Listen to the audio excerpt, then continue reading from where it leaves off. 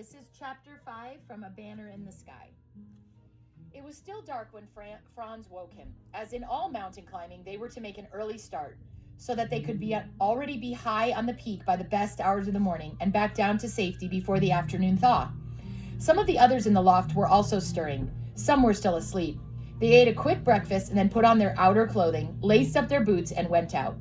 The cold cut at them like a blade, and it was hard for Rudy to believe that they were in the same place in which 12 hours before he had been panting and sweating. Skirting the little lake, they began the ascent of a ridge that rose from its farther end, and it was good to be moving and to feel the blood slowly coming to life in the body. Apparently, they would be the only climbers on the Wunderhorn that day, for there was no one ahead of them and no one behind. It was still night with no moon, but the stars gave enough light for them to find the way, and Franz did not bother to light his lantern. Nor did they need the rope yet, for the angle of ascent, though steady, was gentle. Franz went first, Captain Winter second, with Rudy, as befitted a porter, again last. And this morning he had no trouble at all in keeping up with them. For an hour their pace continued unbroken, while the stars paled and dawn showed in the east. The only sound between earth and sky was the clinking of axes against the rock. Then they left the ridge and worked obliquely upward across a slope of frozen snow. But this, too, was not steep, and only once or twice was it necessary for Franz to pause and chop out footholds with his axe.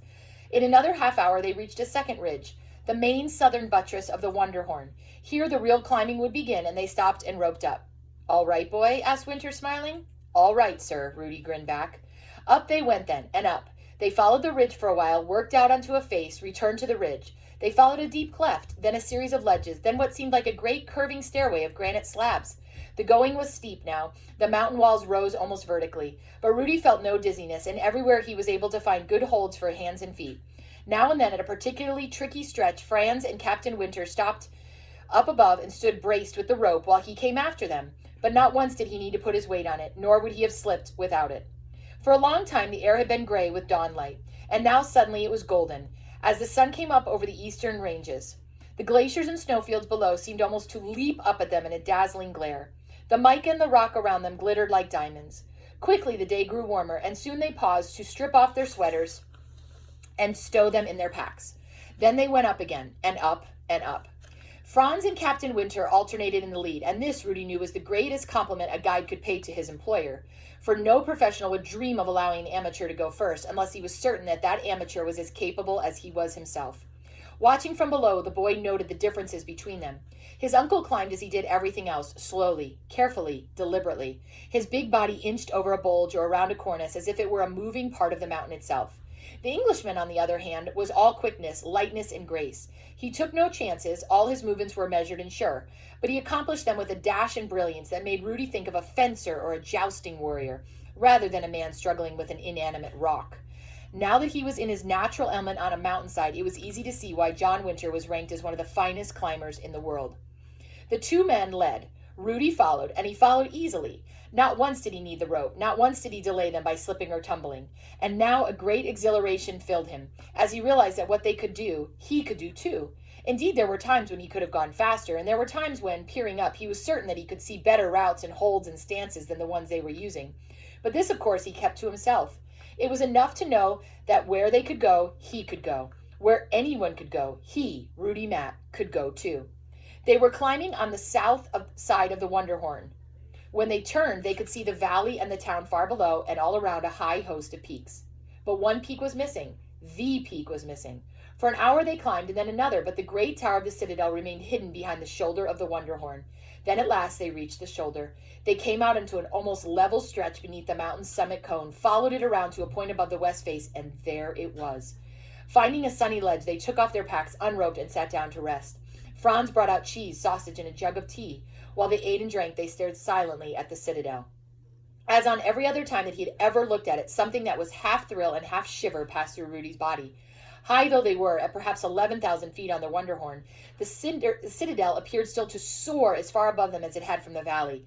A monster of rock and ice, it seemed to blot out half the sky, rising in great sweeps and thrusts and jagged edges to the remote right crest that was its mighty summit. The other mountains round about it looked like foothills. It towered above them like a giant among pygmies, preeminent, the king. For a long time no one spoke. Captain Winter ate his lunch almost without noticing it, his eyes squinting out across the gulf of blue space. And now Rudy knew why the Englishmen had wanted to see the Citadel from high up on the Wonderhorn. For much that was hidden from below was now plain and clear before them in the brilliant sunlight. Not only the lower slopes were visible, but the upper as well, the whole intricate maze of ridges and precipices, clefts and gullies, towers and battlements that formed the vast eastern side of the mountain.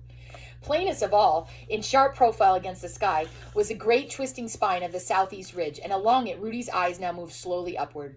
Perhaps a third of the way from the bottom they stopped and fixed on the dark outthrust of rock known as the fortress, which marked the highest point reached by his father and Sir Edward Stephenson 15 years before. Since then, no one had climbed even that far, and no one had ever climbed higher. Captain Winter was studying the ridge too, and occasionally he moved a finger slowly through the air as if tracing an imaginary route. Suddenly he spoke to Franz. "On your brother-in-law's attempt," he asked, "did he get to the top of the fortress?" "No," said Franz, "only to the base." "But he believed there was a way over it?" "Over or around, yes." "What do you believe?" "I have no belief," said Franz. "I know nothing about the Citadel." Winter's eyes met the guide's. "Wouldn't you like to know?" "No, my captain, I would not." Franz looked away. "It is an evil mountain, that. A killer mountain. It has been left alone now for 15 years, and it is best that it be left alone forever." The Englishman relapsed into silence, and again his eyes squinted and his finger traced slow patterns in the air, and several times Rudy was on the point of speaking, of giving his opinion, of pointing out this or that, but each time he stopped himself, because he did not want to seem forward, and because he was afraid of what his uncle would say. Presently Winter took a pad and pencil from his pack and began drawing detailed sketches of the Citadel. He worked on them for a long time and with great concentration. Franz, leaning back against a rock, seemed to be dozing. After a while, Rudy grew restless and began exploring the shoulder of the Wonderhorn. It had been decided that they would not go to the summit.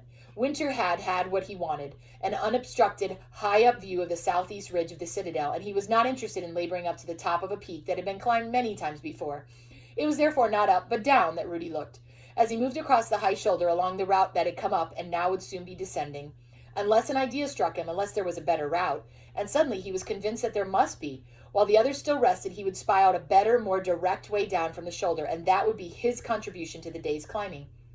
Edging along the rim of rocks, he peered below, searching. A few yards along, there was a possible starting-off place, but investigation quickly showed that it led nowhere. Beyond it, however, was a second break in the rim that really promised a route. It began with a deep cleft or chimney, and down this Rudy lowered himself with ease. And at the bottom was a broad ledge, and beyond it to the left a narrower sloping ledge leading diagonally downward to a jutting platform. What was directly beyond the platform he could not see, but about 10 yards farther on the whole side of the mountain angled out in a fine, craggy ridge that would obviously be easy going the whole way down. Rudy grinned with satisfaction. The mountainside below the ledge and platform was steep, almost vertical. There was nothing but thin air for 3,000 feet to the glacier below. But mere steepness did not bother a real climber, so as long as there were sound holds for his hands and feet. He would cross over the platform, see if there was a way from its far side to the ridge, and if so, hurry back and tell the others of his discovery. He moved from the broad ledge to the narrow one. The granite wall above it was smooth, with no support for his hands.